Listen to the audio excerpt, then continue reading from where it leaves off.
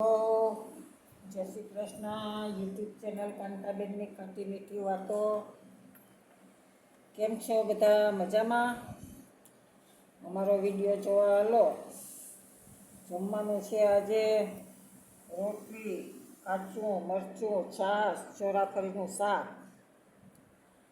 આપણે હવે હોટલ બનાવવાની છે તૈયારીમાં. અમદાવાદમાં જમવા પૂગી જાજો હોટલે. નામ દેવું તમને હોટલનું.